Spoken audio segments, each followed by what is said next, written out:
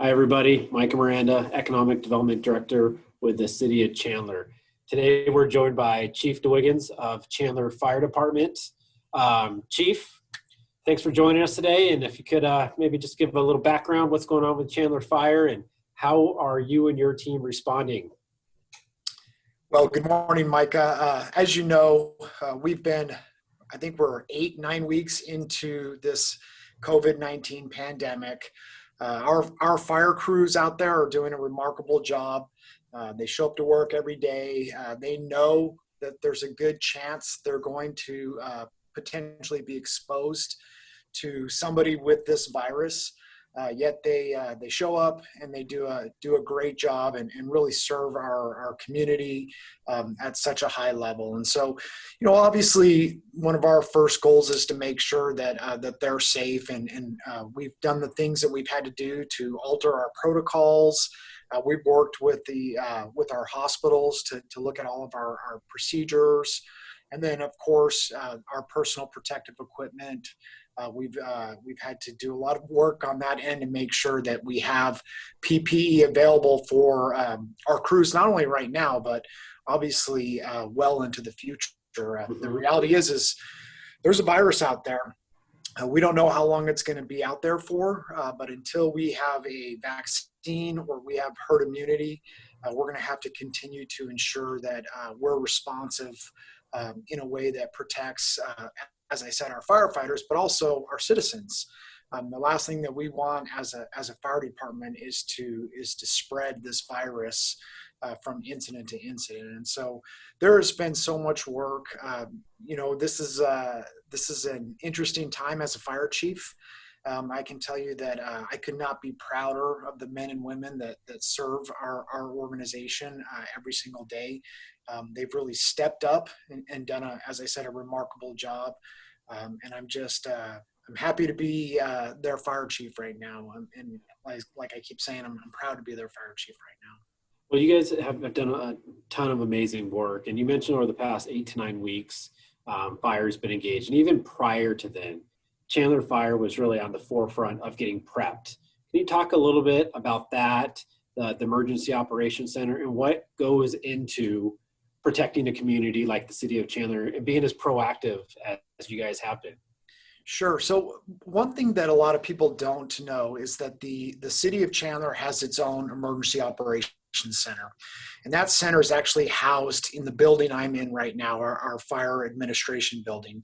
And it is part of the fire department's responsibility to ensure that we have a functioning Emergency Operations Center, but also to ensure that we have good plans in place. And so you talk about being engaged in this well before COVID-19.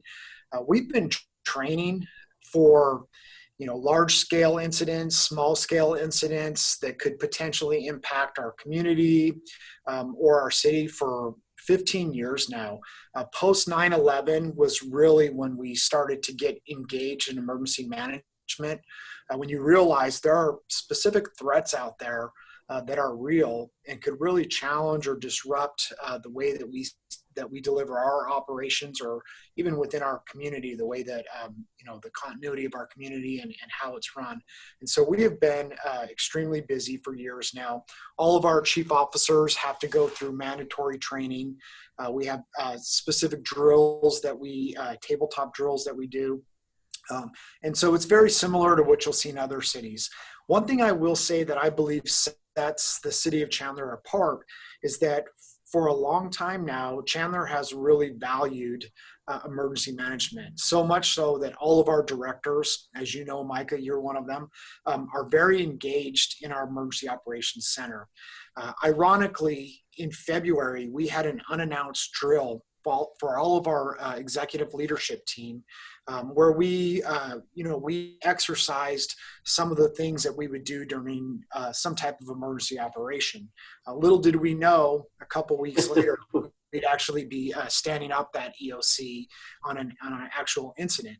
But I'll tell you, there's been a lot of work, and our directors across the table, our city management team, they're all attending training through FEMA.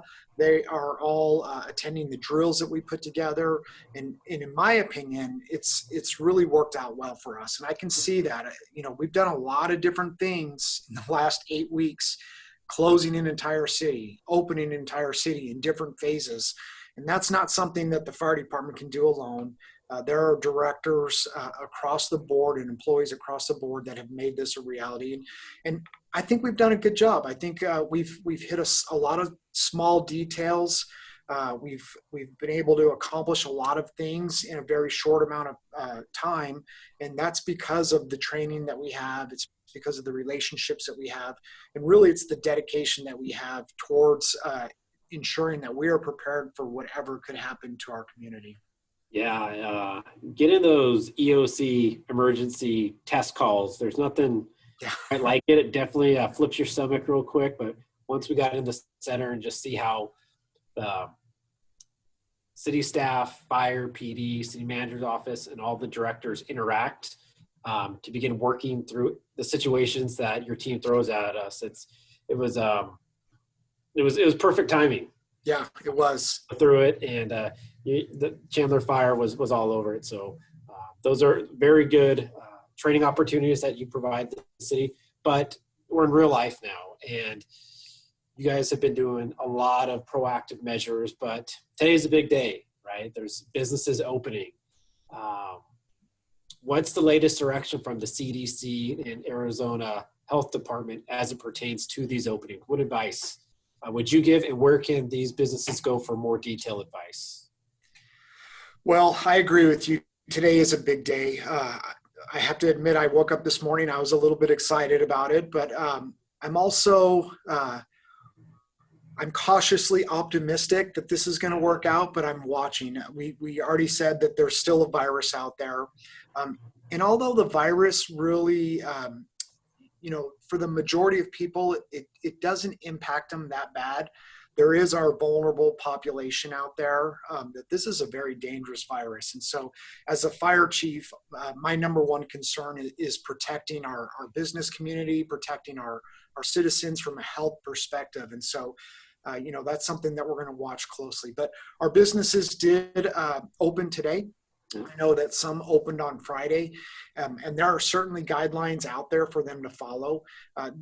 There's a couple of sites. Well, there's a few sites. There's the CDC is always a good site to go to, Arizona Department of Health Services, and then Maricopa Public Health. And I actually, I usually lean towards Maricopa Public Health just because we are in the county of Maricopa, but they have a really good website.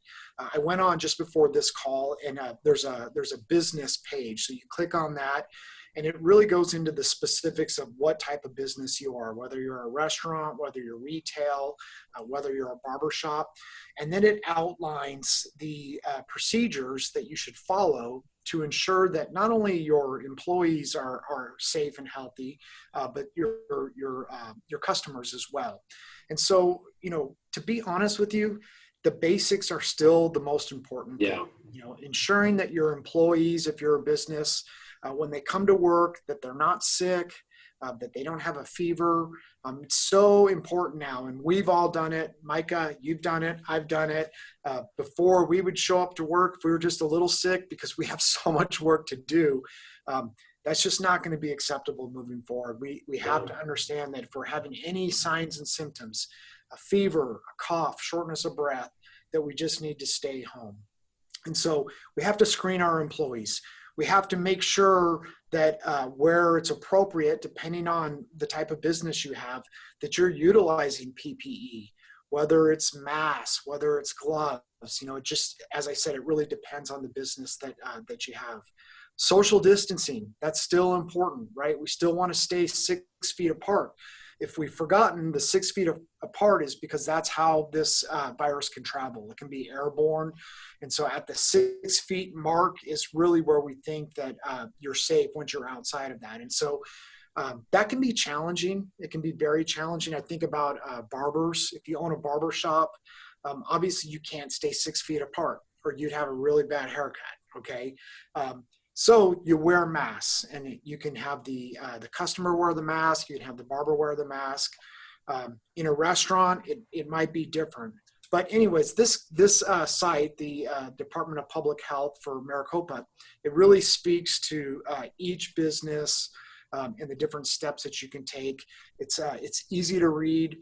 It makes a lot of sense, and I think that it's important that that everybody gets on there, not just the business owner, but the customer as well. There's a whole section under the business section just for the customer on what the customer should expect. And the reality is, Micah, moving forward, our businesses should have expectations of their customers, and our customers should have expectations of our business. And those two together should, I think, complement keeping everyone safe and healthy as best we can. Obviously, the biggest part of this is our, bless you, our sanitary, what are we doing? What are we doing to clean? What are the things that we're doing to, to make sure that as customers come in, that there's nothing on the surface. And those are things, one thing I want to say is these are all guidelines. They're all procedures. They're going to be updated. This is a novel virus, and the word novel means new, which means we are still learning things about COVID-19. Every day something new is coming out. And I believe as that continues, you're going to see those guidelines change. So it's important, again, on both sides, the customer and the business, that they constantly are trying to figure out what the latest information is, the best guidelines, and they're really just staying informed. All right, Chief. What's one final piece of advice you would like everybody who's watched this to walk away and just be like, got it?